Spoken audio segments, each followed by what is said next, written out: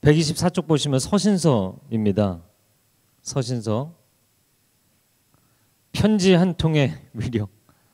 네, 군대 갔다 오신 분들은 뭐 잘 아실 거예요. 이 편지 한 통이 얼마나 큰 위력을 갖고 있는지. 특별히 그냥 일반 편지 봉투가 아니라 꽃 땡땡이 있는 이 편지 오면요, 군인들 막 네모반 난리 납니다. 꽃 편지가 왔다고 막. 네, 복음의 메신저가 된 것이냐. 네, 얼마나 그 편지 한 통이 위력이 있는지 모르겠어요. 성경 말씀은 하나님께서 우리에게 보내주신 사랑의 편지인 줄로 믿습니다. 근데 제가 군대에서 편지 받았던 얘기 했죠? 아니요. 네, 한 것 같은데 했다고 얘기하시는 분이 계신데, 네, 다른 데서 했나요? 네, 여기서 했군요. 네, 감사합니다. 많은 사람들이 저를 실족해 만들려고 하시는 것 같아요. 네, 했던 얘기 또 하면서 혼자 즐거워하고 있으면 얼마나 난감한지 아시죠? 자, 그 다음을 보면 복음서 조금 복습을 해보면 복음서 기록 연대에 따라서 어떤 책이 가장 먼저 쓰였다고? 사복음서? 예, 마가. 네, 굉장히 짧게 얘기하시네요. 마가. 그 다음 마태. 그 다음 누가, 요한. 네, 굉장히 친하신가 보죠, 이분들하고. 굉장히 짧게 얘기하시네요. 네. 서신서 기록 연대를 순서대로 좀 보겠습니다. 사도행전은 당연히 아래에서부터 순서로 가니까 1장부터 15장, 15장부터 28장 돼 있잖아요. 15장이 왜 중요하죠? 유대 지경에서 이방인의 지경으로 넘어가는 예루살렘 종교회의가 있었기 때문이에요. 네. 15장이 결정적인. 그래서 중간을 하나 딱, 거기 끊어져 있죠. 네, 중간에 끊어져 있어요. 그런데 그 예루살렘 종교회의가 있기 전에 쓰여졌던 책을 갈라디아서로 봅니다. 제가 이 연대는 안 썼어요. 그런데 쭉 이야기를 해드릴게요. 그래서 갈라디아는 이 뒷부분에 더 자세히 서신서마다 보기는 하겠지만, 사도 바울이 복음을 증거했어요. 이방인 지역에, 갈라디아 지역에. 그래서 1차 선교 여행이 어느 지역을 대상으로 했다고요? 할렐루야. 듣고 계신 거죠? 2초 메모리신 것 같아요. 2초 메모리. 그 니모에 나오는 그 친구 있잖아요. 바로 돌아서면 지금 무슨 편지 얘기하고 있어요? 갈라디아서 하고 있잖아요. 자, 1차 선교 여행을 어디로 갔다고요? 네, 이제야 정신을 차리신 것 같아요. 네, 갈라디아로 갔습니다. 그래서 1차 선교 여행 이후에 종교회의가 열렸기 때문에 그 당시에 갈라디아 지역에 아무런 유대 율법을 이방인에게 지키게 해야 되냐 말아야 되냐. 왜냐하면 그 사람들이 예수님을 믿겠다고 결정한 거를 유대교로 컨버전한 것으로, 유대교로 나는 회심한 거다 이렇게 받아들였기 때문이에요. 근데 사도 바울은 그게 아니라는 거죠. 율법을 지키게 하려고 이 사람들에게 얘기하면 안 된다. 이 사람들은 오직 예수 그리스도를 믿음으로 자유한 인생이 된 것이다. 갈라디아서는 이제 자유의 대헌장이라고 불리는 책입니다. 그래서 그거를 막 외친 거예요. 예. 자유가 아니면 뭐 이런 거죠. 예. 그래서 갈라디아서입니다. 그리고 나서 데살로니가 전후서입니다. 데살로니가 전후서는 주로 종말론입니다. 예수님이 승천하시면서 너희가 본 그대로 내가 다시 올 것이다 말씀하셨잖아요. 그래서 당시에 초대교회 early church history 가운데 특별히 early period, 그 중에서도 초기에는 예수님이 그들의 제너레이션 안에 돌아오실 것으로 생각했어요. 그래서 데살로니가 전후서는 임박한 종말론이 굉장히 강하게 나옵니다. 그래서 초기죠. 그리고 나서 이 고린도는 우리가 보았던 마게도냐 지경 첫 성 빌립보 다음에 이제 고린도 지역이 나오거든요. 이 헬라 지역의 아주 주요 도시 중에 하나입니다. 아테네, 고린도, 빌립보 이런 곳이 주요 도시들이에요. 그래서 고린도도 굉장히 큰 도시이기 때문에 교회가 세워졌는데 고린도 교회에 보내는 편지였죠. 그래서 아주 세속적인 문제가 많았어요. 헬라인들은 상당히 지적인 것도 추구했지만 여러분 지성의 상아탑 앞에 바로 뭐가 있어요? 할렐루야. 지성의 상하탄 모르셋 대학가 바로 앞에 뭐가 있어요? 유흥가가 있죠. 그래서 헬라 도시들, 주요 도시들은 라이브러리 앞에가 다 사창가였어요. 지금도 똑같습니다. 그럼 지성의 상하탑이 우리 사회의 비전을 제시해 줄까요? 지적으로 추구하고 무엇이 정답인지 알면 인생을 정답으로 사나요? 아니잖아요. 하나님을 만나지 않으면 그 인생 변하지 않습니다. 그래서 제가 또 흥분을 했는데 하여튼 고린도 교회에는 문제가 많았어요. 그래서 초대 교회, 이방인 초대 교회가 세워지면서 교회 안에 생긴 문제들을 주로 다루었던 게 고린도 전후서입니다. 그 다음에 로마죠. 그러니까 지역적으로 보면 우리가 지도 보았지만 갈라디아 지방에 처음에 갔고, 그렇죠? 그리고 나서 헬라 지역으로 갔잖아요. 순서상 그렇게 나오는 거예요. 갈라디아, 그 다음에 데살로니가 전후서는 데살로니가 지역도 헬라 지역입니다. 헬라 지역 중에 하나인데 거기는 종말론이 나오고, 그리고 고린도가 나오고, 그 다음에 로마입니다. 로마는 사도 바울이 교회를 직접 세웠습니까?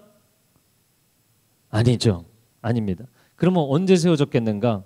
사도행전 2장에 디아스포라 유대인들이 절기에 예루살렘에 올라왔다가 성령의 임재 체험을 한 사도들의 복음 증거를 받고 복음을 받아들인 사람들 중에 로마에서 온 디아스포라 유대인들이 있었어요. 그들이 돌아가서 로마의 교회를 세웠을 것이라고 추정합니다. 그 로마에 보내는 편지, 제국의 심장부이기 때문에 로마의 교회가 세워졌다는 소식을 듣고 로마에 굉장히 중요한 장문의 편지를 보낸 것이 로마서입니다. 네, 그 로마서 다음이 뭡니까? 옥중서신, 골로새서, 에베소서, 빌립보서. 제가 왜 에베소서, 빌립보서, 골로새서라고 쓰지 않았을까요? 순서대로 안 쓰고 이렇게 쓴 거는 저작 순서이기 때문이에요. 골로새서가 먼저 쓰여졌고 에베소서, 그 다음 빌립보서로 봅니다. 옥중서신이라는 것은 사도 바울이 3차 선교여행 끝나고 나서 옥에 갇힌 상태에서 쓴 책들이에요. 그래서 옥중서신이라고 표현을 합니다. 그리고 그런 표현들이 이 세 권의 책에 나오죠. 자기는 사슬의 메인 사신이 되었다, 이런 표현들이 나옵니다. 네. 그리고 골로새서와 에베소서는 나중에도 보겠지만 두 책의 내용이 상당히 비슷합니다.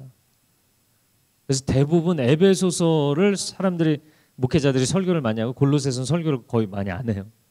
왜냐면 골로새서는 약간 이렇게 요약본이라고 생각하시면 돼요. 처음에 쓴 거고, 그 골로새서의 기본 골격을 가지고 익스펜션 버전으로, 확장판으로 쓴 게 에베소서라고 보시면 되겠어요. 물론 다른 지역을 대상으로 해서 쓴 거죠. 자, 그 다음에 나오는 책이 목회서신입니다. 목회서신이라는 것은 목회적인 관점에서, 그래서 빌레몬과 디도라는 개인에게 보낸 것, 그리고 디모데라는 개인에게 보낸 것, 첫 번째, 두 번째 책. 사실 순서는 약간 섞여 있는데 이 빌레몬서는 옥중서신에 포함되기도 합니다. 옥중에서 썼거든요. 빌레몬서를 쭉 읽어보면 나와요. 자기가 갇혀 있는 중에 내 자식과 같은, 내 형제와 같은 오네시모를 너가 용서해 줬으면 좋겠다, 이런 이야기가 나오거든요.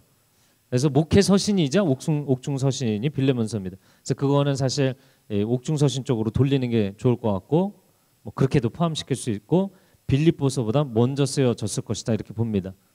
그리고 목회서신서는 여기 이렇게 쭉 나오는데요. 디모데후서가 사도 바울의 마지막 서신으로 봅니다. 디모데후서. 나는 관제와 같이 이미 부은 바가 되었고, 나는 선한 싸움을 싸웠고 달려갈 길을 다 달렸으며, 이런 이야기들이 나오죠. 나는 떠날 기약이 가까웠다. 그래서 마지막으로 부탁하는 이야기. 그래서 마지막 유언이 중요하잖아요. 디모데후서를 보시면 굉장히 중요한 영적인 엑기스가 담겨 있어요. 디모데후서 열심히 보시면 좋습니다. 그리고 나서 일반 서신서라고 보시면 대략 시기적으로 맞겠습니다. 일반 서신서는 비바울 서신서죠. 바울이 쓰지 않은. 이거는 기억나시죠? 대답들을 안 하세요. 할렐루야. 네. 뭐 다음 텀에 또 들으셔도 돼요. 네, 그리고 마지막에 계시록이라고 보시면 되겠습니다. 예, 기록 연대로서도 계시록이 제일 마지막으로 봅니다. 서신서 그 다음 페이지 넘겨서 줄거리를 보겠습니다. 시작. 서신서는 교회와 개인에게 보낸 편지이며 믿음을 격려하고 신앙생활을 지도하기 위한 것이다. 교회에게 보낸 것도 있고, 그렇죠? 개인에게 보낸 목회서 신서들도 있었잖아요. 믿음을 격려하고 신앙생활을 지도하기 위한 것이다. 5가지 주요 내용 읽어주세요. 시작.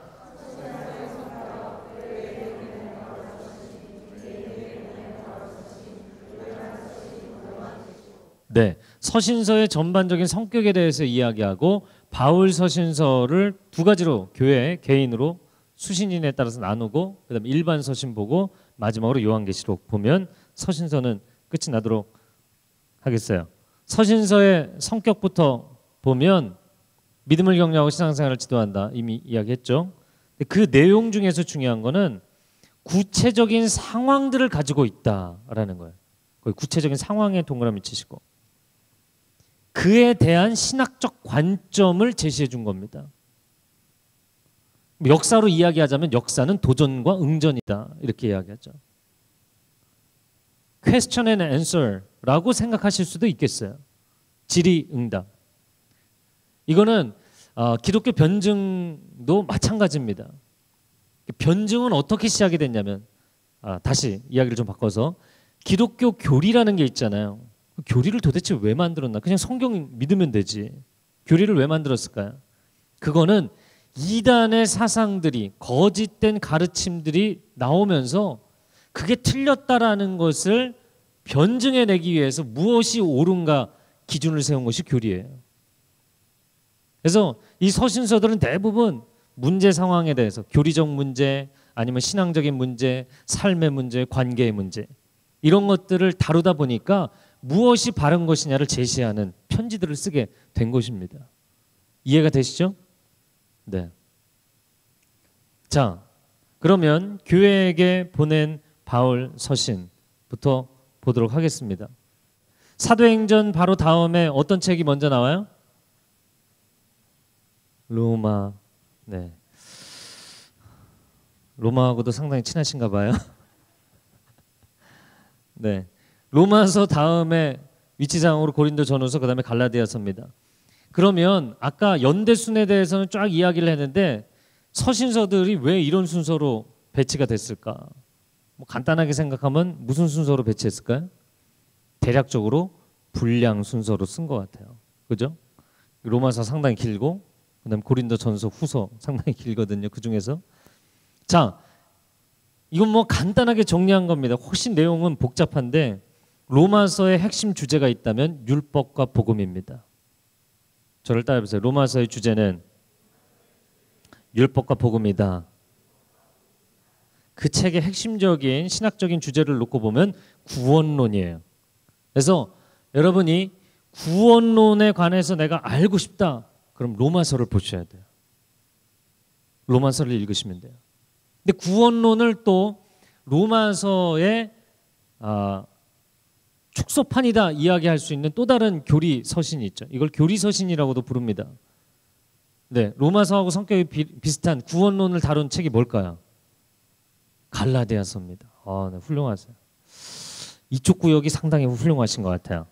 네, 그냥 앞에 앉는 건 아닌 것 같아요. 네. 그리고 로마서가 전체 몇 장으로 쓰여 있을까요? 앞에 써 있잖아요. 좀 이렇게 활발하게 좀 이렇게 생각해보세요. 총 16장 중에 교리적인 부분이 11장까지입니다. 그리고 윤리적인 부분이 2장부터 16장까지. 제가 이거를 써놓은 이유는 뭐냐면 대부분의 서신서들이 교리와 윤리로 나눠져 있어요. 쉽게 제가 타이틀을 붙인 거예요. 교리는 뭐냐면 하나님은 사랑이시다. 예수 그리스도를 믿음으로 하나님의 의에 이르게 된다. 그래서 교리는 진리를 이야기해 주는 거예요. 그럼 윤리는 뭘까요? 이렇게 하나님께서 구원의 길을 제시해 주셨고 은혜를 주셨으니까 넌 이렇게 살아야 한다.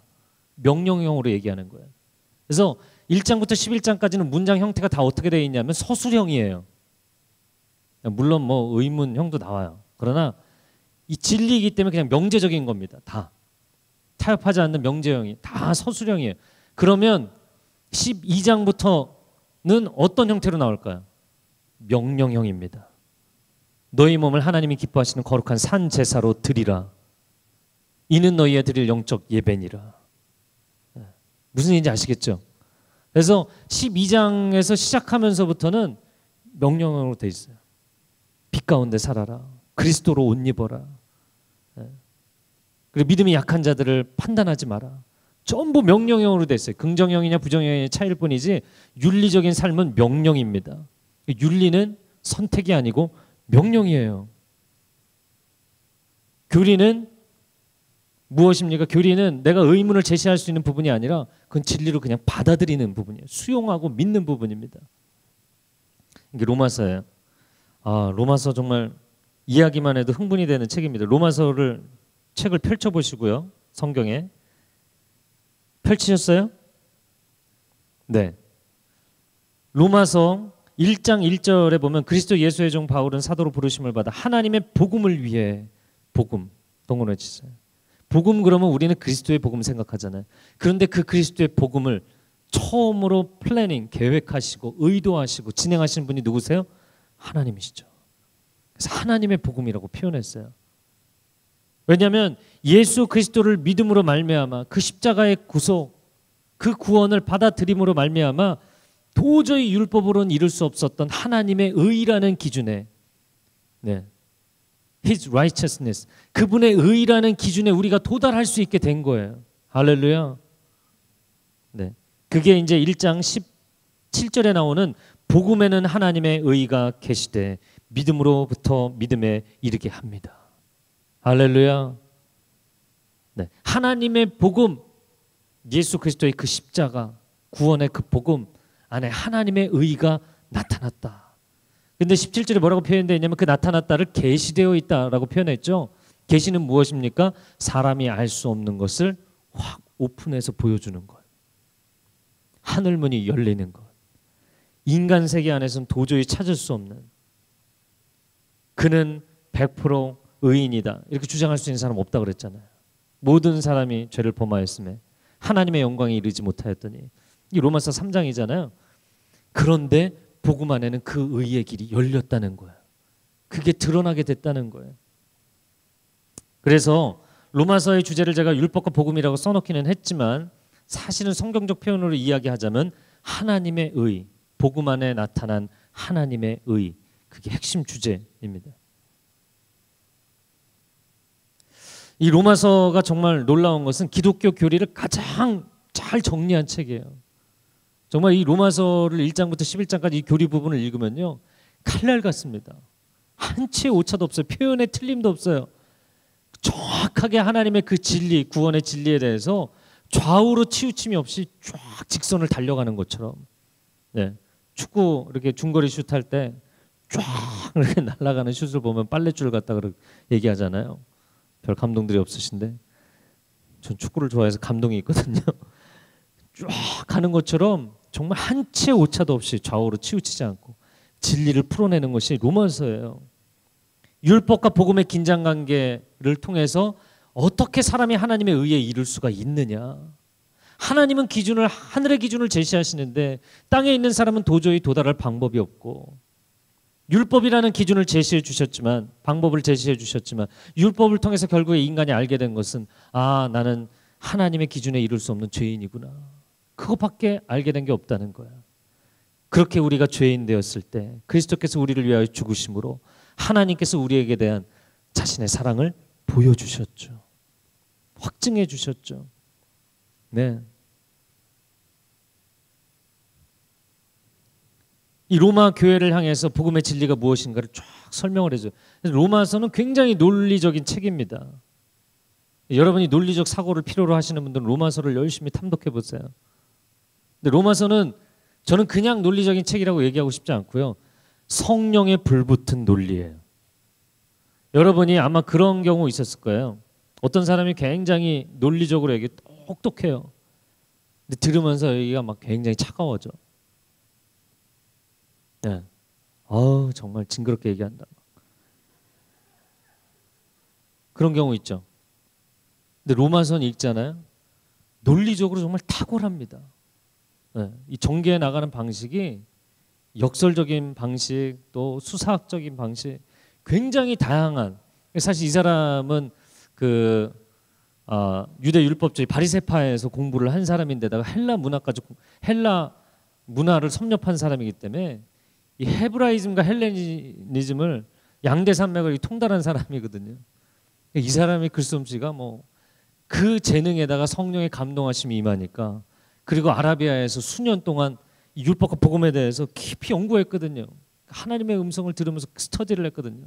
그거를 풀어낸 책이에요. 얼마나 놀라운지 모르겠어요. 그런데 이 로마서를 읽으면 논리적인 질서 정연함이 있지만 읽으면서 성령이 막 속에서 감동을 주세요. 생명을 살리는 논리, 하나님의 그 사랑을 우리에게 부어주시는 논리입니다. 여러분 아시죠? 원정수 박사님이 이 간증하실 때 전교 500명 중에 꼴찌 근처에서 주로 이렇게 계시던 분이 인생이 변해갖고 갑자기 공부를 열심히 하게 됐잖아요. 모르세요? 네, 그래서 지금은 미국에서 그 최고의 암 전문의가 되었잖아요. 이미 뭐 그분의 간증은 수많은 사람들이 들었습니다. 근데 그분이 이야기했던 이 부분에 저는 기억이 나요. 그건 뭐냐면 어디였는지 기억이 안 나는데 하여튼 벤치에 앉아 있다가 누가 성경책을 놓고 간 거예요. 놓고 간 사람은 참 성경에 대한 애착이 없으신 거죠. 그런데 집어서 들어서 읽었는데 로마서였어요. 로마서를 읽는데 처음부터 끝까지 1장부터 16장까지 읽기 시작하는데 그 로마서의 논리에 빨려 들어간 거예요. 마치 맨홀 구멍에 빨려 들어간 것처럼 확 빨려 들어가서 로마서를 읽은 거예요. 저는 그 대목에서 벌써 하나님의 지혜가 그가 로마서를 읽는 순간에 임한 거예요. 로마서 이해하기 쉽지 않습니다. 네, 고개를 끄덕거리시는 분들 동의를 하시는데 로마서를 1장부터 16장까지 읽고 나서 말씀이 모든 게 기억이 나기 시작하는 거예요. 그리고 나서는 어느 교과서를 봐도 페이지 바이 페이지 포토카피를 한 것처럼 사진을 찍어 놓은 것처럼 시험을 보는데 문제를 풀면 해당 페이지가 쭈르륵 넘어가고 그 면이 보이는 거예요. 그럼 보고 쓰는 거예요. 보고 자기는. 그래서 고등학교 때 뭐 몇 년 공부하지도 않고 서울대 의대 가셔갖고 공부하시고 또 미국에 가서 유학하고 하루 2시간 자도 1시간씩 새벽 예배 하는 데 가서, 당시에는 한인 교회들이 많지도 않았으니까 1시간씩 드라이브해서 한인 교회가 새벽 예배 드리고 1시간 돌아 2시간 자더라도 그러면서 인턴 레지던트를 하고, 그 간증의 스토리죠. 제가 이 얘기를 제가 중등부 전도사 때 했더니 그때가 시험 기간이었거든요. 네. 제가 또 로마서를 읽으라는 얘기는 아니었어요. 그냥 성경을 읽고 기도하고 지혜는 하나님이 주신다. 세상을 만드신 분이 하나님인데 만드신 분한테 세상이 어떻게 돌아가는지 물어보고 공부를 해야지. 그랬더니 2주 뒤에 2명이 저를 찾아왔어요. 따로따로 찾아왔는데 로마서를 읽었다는 거야. 그러니까 뭐 보통 설교를 듣고 다른 건 기억이 안 나고 예화만 기억나잖아요. 원정수 박사님 로마서를 읽고 변했다. 그래서 한 애는 남학생이고 하나는 여학생이었는데 중학교 3학년짜리. 둘 다 자기가 놀란 거야. 로마서 1장부터 16장까지 읽고 무슨 일이 있었는지 모르겠지만 시험을 봤는데 자기 평생에, 그래봤자 뭐 중3이지만 자기 평생에 이런 성적은 처음 받아본다는 거야. 단순하게 믿고 순종하고 말씀을 읽고 하나님 지혜를 주십시오. 지혜는 하나님으로부터 오는 줄로 믿습니다. 아멘. 또 축복의 얘기가 나오니까 좀 반응을 하시는 여러분, 그냥 성경 얘기할 때도 반응하세요. 네. 그래서 로마서를 읽으면 성령의 불붙은 논리입니다. 쫙 나옵니다. 나를 향한 하나님의 그 포기할 수 없는 사랑, 그 사랑이 구구절절히 나오는 내용입니다. 자, 그런데 로마서 3장을 한번 보시겠어요? 로마서 3장.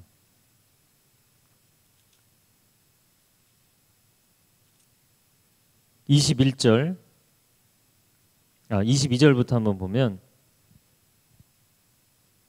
22절부터 24절까지 한번 읽어볼까요? 시작. 하나님의 의는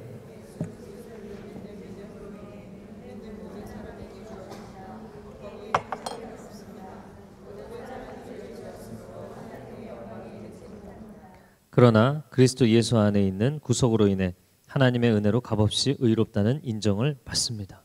로마서가 가장 강조하는 것 중에 하나는 뭐냐면 자기 능력으로 자기 의로 구원받을 사람은 없다는 거예요.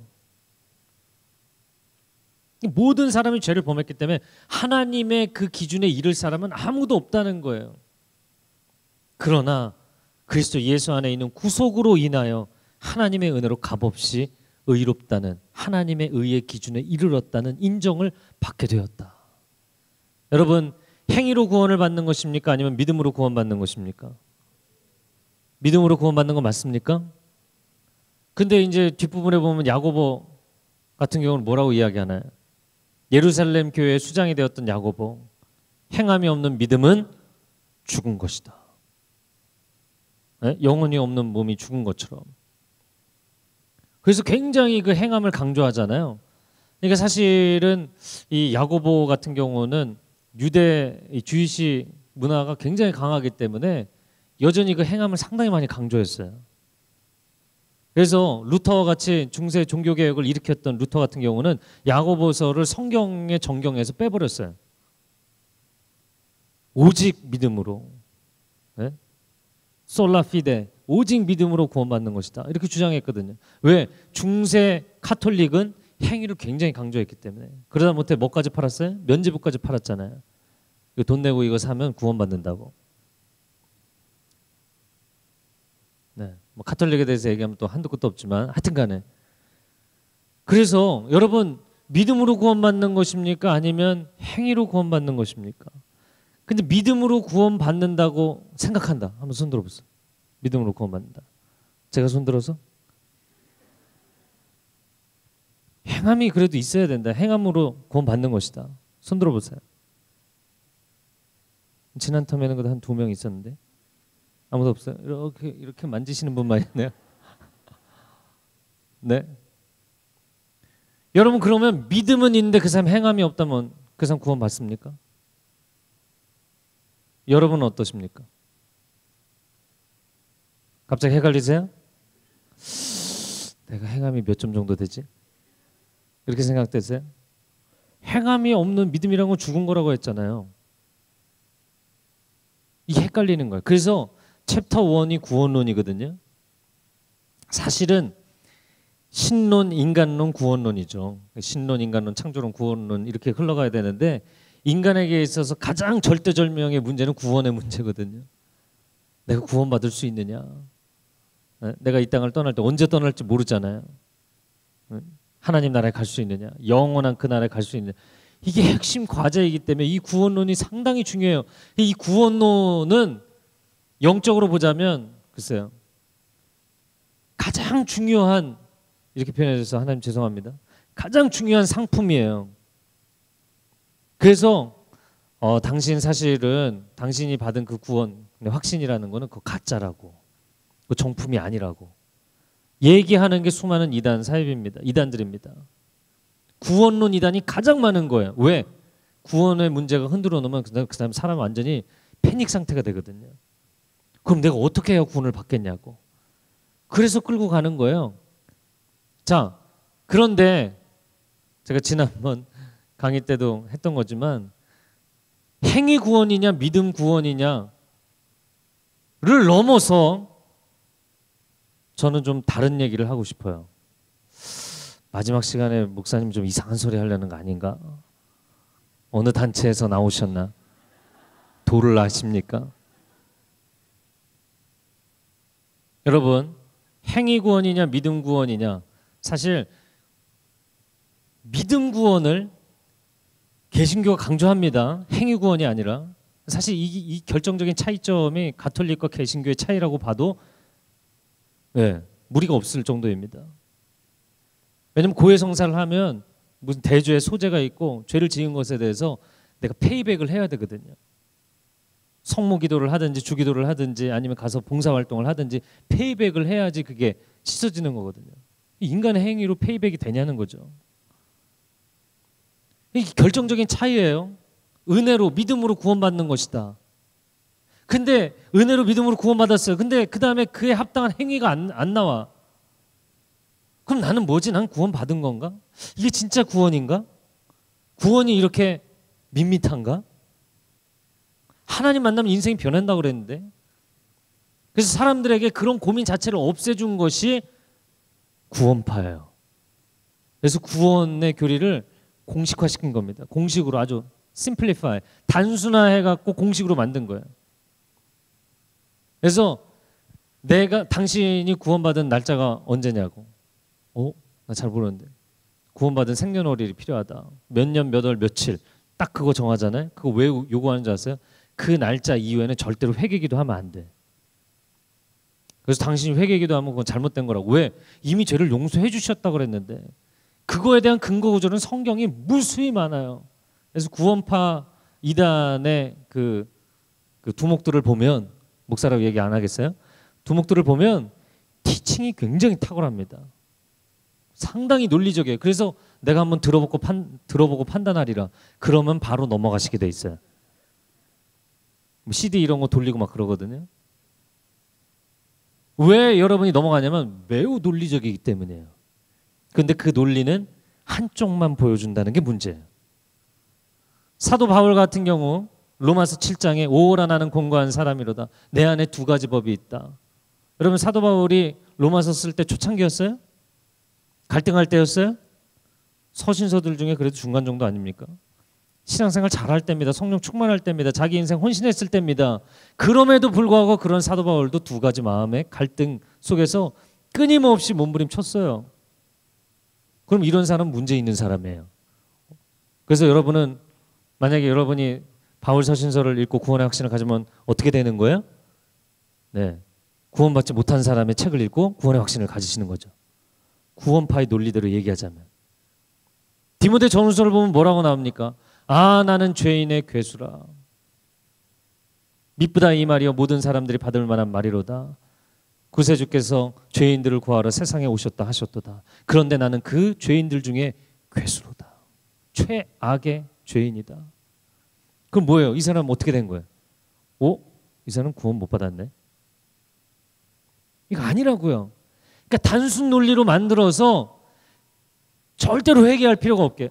그러니까 완전히 이건 면죄부인 거예요. 면죄부. 구원파는 돈 내지 않고 받는 면죄부입니다. 그래서 거기에 막 엄청나게 많은 사람들이 몰려드는 거예요. 근데 신앙이 수학 공식처럼 돼버리니까 하나님과 인격적인 교제가 없어요. 하나님을 신론에 문제가 생겼어요. 구원론뿐만 아니라 신론에도 문제가 거기는 생겼는데 하나님을 인격적 존재로 보지 않아요. 그냥 수학 공식 대입하면 답적지 쫙 나오는 기계 정도로 생각하는 거예요. 예, 밴딩 머신에다가 동전 넣고 꾹 누르면 내가 원하는 캔 나오는 그 정도 수준으로 생각하는 거예요. 인격적 교제가 없어요. 그래서 성경 공부는 엄청 열심히 해. 딱딱 떨어지거든. 그러니까 막 너무 할렐루야 막 난리가 나는 거예요. 구원파 가지 마세요. 네. 그리고 정반대로 거 봐라. 교회에서 구원받았다고 하면서 삶이 하나도 변화가 없지 않냐. 세상을 뭘 변화시켰냐. 자기 삶도 변화시키지 못하면서 맨날 질퍽대면서 살지 않냐. 그래갖고 행위를 강조한 게 뭐예요? 큰믿음교회예요. 그래서 큰믿음교회에서는 이렇게 얘기하죠. 그 두목은 주일 성수도 안 하는 것들이 구원받으려고 그래? 11조도 안 하는 것들이 구원을 받아? 이렇게 얘기합니다. 설교 때. 실제 제가 밴쿠버에 있을 때 그렇게 와갖고 설교했다가 교회 문 닫았어요. 그 두목 가고 나서. 일반 교회에서 초대를 해서 집회를 했는데 그때는 한국에서 이단으로 정제가 되지 않은 상태였거든요. 그 책을 쓴 책들을 여러 권 입수해갖고 다 읽어보고 제가 주일 예배 시간에 첫 번째 구원론, 두 번째 계시론, 세 번째 교회론 이 세 가지 때문에 이단입니다. 얘기했어요. 저희 교회에서 다니는 분들 불러 모아갖고 끊으십시오. 아니면 떠나십시오. 두 가정이 결국엔 떠났어요. 그리고 저희 교회는 나머지는 다 보호를 했어요. 심각합니다. 근데 왜 그러면 그런 이렇게 영적인 뭐라고 해야 될까요? 영적인 공포 정치예요. 거기 다니다가 온 사람들의 증언도 직접 들었어요. 뭐 누군지 알아내려고 하지 마세요. 공동체 안에서 색출하실 필요 없어요. 그냥 거기서 너무 힘들어갖고 다시 돌아오신 분들도 있어요. 말에 순종하지 않으면 바로 정죄예요. 그럼 이런 정죄하고 공포 정치에 상당히 행위를 강조하는 율법적인 거에 왜 사람들이 열광할까? 아, 이거는 뭐라고 이야기해야 될까요? 예, 예. 갑자기 단어가 생각이 안 나네. 이게 맞으면서 쾌감을 느끼는 거 있잖아요. 이상한 사람들. 네? 그런 겁니다. 일종의. 뭔지 아세요?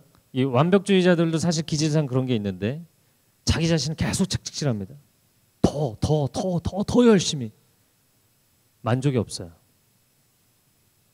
자기가 아무리 훌륭한 퍼포먼스를 해도 만족이 없어요. 난 더 잘해야 돼. 더 탁월해야 돼. 100점을 맞고 나면 더 불안해. 다음번에 또 100점을 맞을 수 있을까? 이런 심리적 컴플렉스예요. 종교적으로도 마찬가지입니다. 그런데 거기다가 은사가 나타나거든요. 그러니까 저거는 이 공포 정치가 아니라 선지자적 메시지다. 여러분 절대로 속지 마세요. 제가 오늘 이야기하는 다른 차원에서 구원에 대해서 제가 좀 얘기하고 싶은 건 뭐냐면, 여러분 일단은 행위와 믿음만을 가지고 설명을 하자면 믿음으로 구원받는 것입니다. 행위로 구원받는 거 아니에요. 행위는 점수를 어떻게 매길 수가 없어요. 행위로 구원받는 거. 세상의 모든 종교들은 행위로 구원받는다고 이야기합니다. 선행으로 구원받아요. 불교, 대중적인 불교가 이야기하는 게 그거잖아요. 대승불교. 고행, 수행 이런 거를 통해서 구원받는다고 생각해요. 힌두교도 그렇고. 네?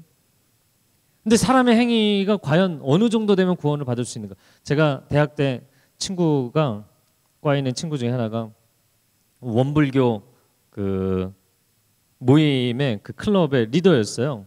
한 번은 같이 식사를 하면서 원불교는 뭐라고 이야기하냐? 선행을 통해서 구원을 이야기한대요.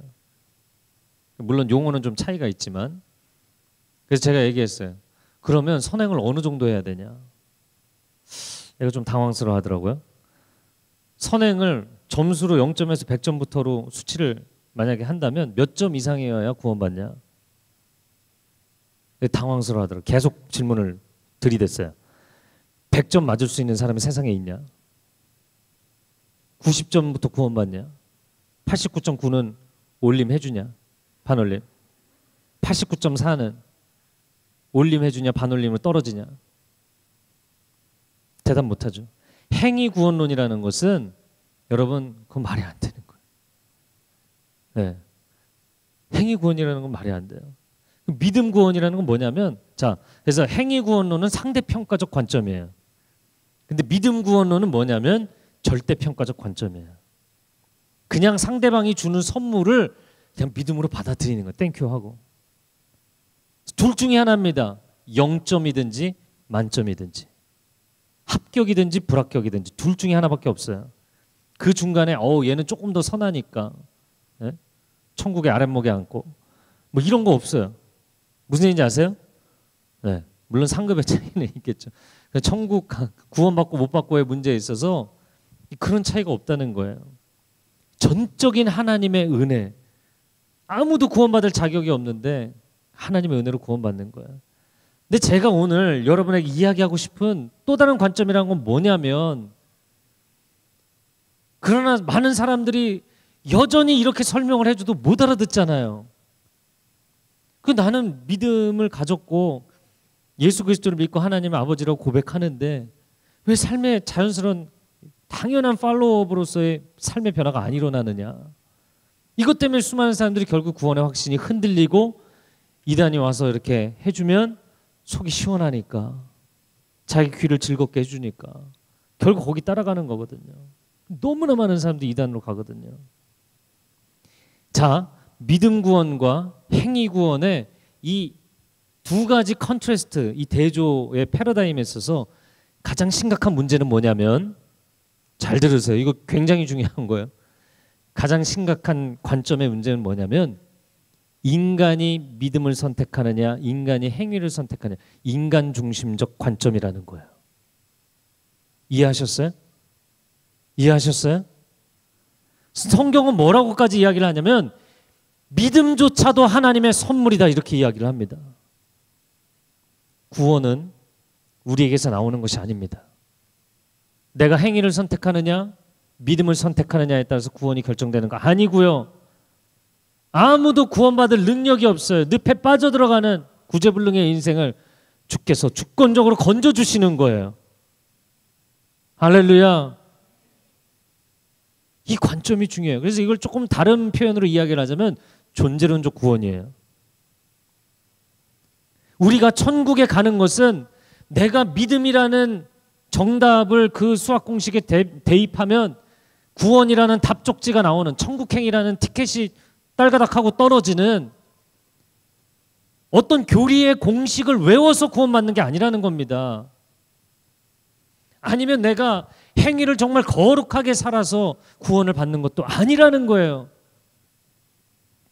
당신이 이 땅을 떠나는 날 천국에 들어가는 것은 그곳이 내 아버지 집이기 때문에 들어가는 거예요. 제가 지금 전혀 다른 표현을 썼죠. 이게 뭔 줄 아세요? 신앙도 관계적인 것이지만 구원도 관계적인 것이에요. 그래서 요한복음 17장 3절에 뭐라고 되어 있습니까? 영생은 유일하신 참 하나님과 그의 보내신 자 예수 그리스도를 아는 것이다. 구원은 시간적으로 영원한 eternal life 이렇게 표현하지 않았어요. 구원을 하나님을 인격적으로 아는 것이다. 알미라고 표현했어요. 이 알미라는 것은 체험적 알미입니다. 남편과 아내가 서로를 아는 것처럼 친밀하게 아는 것을 이야기하는 것이거든요. 하나님이 당신의 아버지이십니까? 제가 오늘날 수많은 크리스찬들을 보면서 안타까운 건 뭐냐면 교회 다녀요. 성경 공부했어요. 신앙생활 수십 년 했어요. 그런데 하나님과 인격적인 관계가 없어요. 그냥 내가 기도하면 응답 쪽지 보내주시는 분. 내가 열심히 하나님 앞에 조금 예쁘게 보이고 네? 동전 넣고 버튼 누르면 내가 원하는 선물 나오는 정말 간절해서 막 보좌를 흔들면 내가 원하는 선물의 상자가 떨어지는 하나님과 아무런 인격적 관계가 없는 사람들이 너무나 많아요. 너무 안타까워요. 여러분 제가 지금 이야기한 구원론의 관점은 뭐냐면 창조론의 관점에서 얘기한 거예요. 하나님이 우리를 하나님의 형상대로 지으셨어요. 사실 거기에 구원이 있는 겁니다. 왜 우리를 포기하지 못하십니까? 왜 자기 아들까지 십자가에 내놓을 정도로 우리를 사랑하십니까? 우리가 하나님의 형상이기 때문이에요. 장난감이 아니기 때문이에요. 그분의 자녀이기 때문이에요.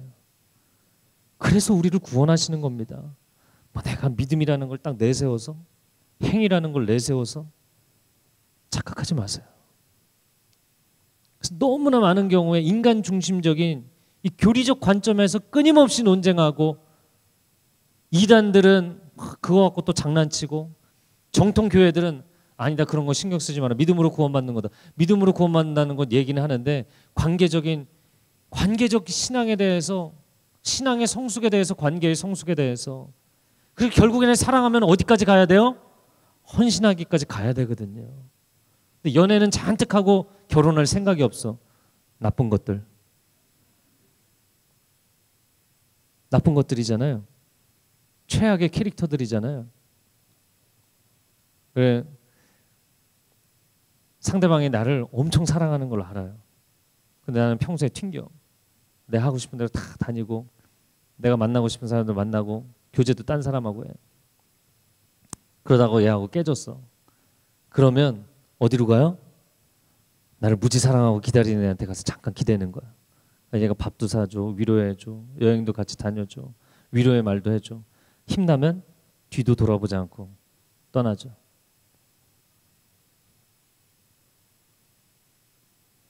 이게 뭡니까? 인격적 관계가 아닌 거예요. 그냥 내가 원하는 것만 따먹고 끝나는 거예요. 사랑하면 헌신하는 게 당연한 결과입니다.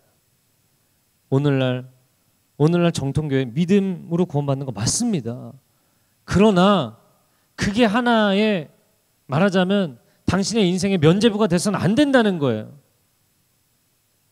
하나님과 인격적 관계 속으로 들어가셔야 돼요. 그게 신앙의 본질이에요. 그게 구원의 본질이에요. 저 예수님 믿었습니다. 제가 그 공식 믿었습니다. 미안하지만 그 공식이 정말 하나님을 아버지로 인격적으로 알게 된 것인지 아닌지에 대해서는 그분이 판단하실 거예요. Only God knows. 오직 하나님만 아시죠. 저도 뭐라고 얘기할 수 없어요. 왜냐하면 수많은 그 이단들이 이거 갖고 논쟁의 문제를 불을 지피거든요. 주여 주여 한다고 다 구원받는 거 아니라고 말씀하셨다. 막 이제 사람들이 헷갈리기 시작하죠. 이런 사람은 하나님의 나라를 유업으로 받지 못한다. 성경에 그런 근거 구절들이 엄청나게 많거든요. 당신의 삶은 여러분 믿음으로 구원받았어요. 그러나 구원받은 자로서의 합당한 삶은 하나님과의 인격적 관계 속으로 들어가지 않고는 일어나지 않습니다. 그 관계 속으로 들어가셔야 돼요. 사랑하면 연애만 하지 마시고 결혼하셔야 돼요. 애 낳고 자식 키우고 고생스럽겠지만 하셔야 돼요. 인생의 고난의 시간도 지나가셔야 돼요. 예수님 믿기 때문에 하나님 자녀 됐기 때문에 받아야 되는 고난도 받으셔야 되고 그리고 이제는 자녀로서의 삶뿐만 아니라 하나님의 동역자로 하나님의 일꾼으로 그분의 영광을 위해서 내 삶을 온전히 드리고 헌신하는 삶을 사셔야 돼요. 할렐루야. 그래야 여러분의 신앙과 삶의 괴리를 극복할 수 있어요. 네, 저를 한번 따라해 보세요. 천국에 들어가는 것은 내가 하나님의 사랑받는 자녀이기 때문입니다. 단지 그 이유 하나 때문입니다. 내가 뭐를 해서가 아닙니다. 믿음조차도 선물입니다. 그래서 오늘날 이 교리적인 논쟁 그리고 거기에 수많은 사람들이 희생되고 있다는 게 참 안타까워요. 여러분 뛰어넘으셔야 돼요. 너희의 의의가 서기관과 바리새인들의 의의와 같다면 참 문제가 심각하지 않겠니? 그 수준은 넘어서야 되지 않겠냐? 서기관과 바리새인들의 의의가 뭐였어요? 네, 이 정도 종교 생활은 해준다 그거잖아요. 그 수준을 넘어서셔야 돼요. 내가 이 정도 이상으로도 봉사해야 됩니까? 내가 이 정도 이상 헌금해야 됩니까? 뭐 이런 갈등들 있잖아요. 그런 게 여러분의 신앙의 핵심 이슈가 아니에요.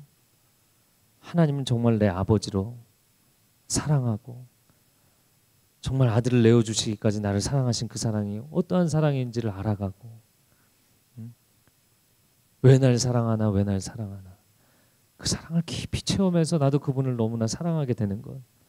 사랑하면 사람이 제정신이 아니죠. 그래서 갑자기 결혼을 한다고요. 결혼은 제정신이 아니에요. 그렇잖아요. 결혼하고 나서 인생에 얼마나 많은 어려움들과 고난과 힘든 시간들을 지나가는지 모릅니다. 결혼하는 걸 사랑하면 결혼하게 돼 있어요. 그런 근거 없는 용기가 생기게 돼 있어요. 하나님 사랑하면 그래서 예배드리다 말고 눈물 콧물 흘리며 하나님 제가 하나님께 내 인생을 헌신하겠습니다. 그리고선 예배 끝나고 나면 내가 왜 그런 기도를 했지? 그럼 또 예배 드리는 거예요. 하나님과 사랑에 빠져서 인생을 사시는 거예요. 저는 여호사 청년부 또 오늘의 교회 오는 분들을 위해서 제가 축복해 주는 건 뭐냐면 하나님과 정말 깊은 사랑에 빠졌으면 좋겠습니다. 그것입니다. 여러분 구원받은 하나님의 자녀일 뿐만 아니라 하나님과 결혼하여 행복하게 동행하는 영원히 행복하게 동행하는 복된 삶이 되기를 축복합니다. 아멘.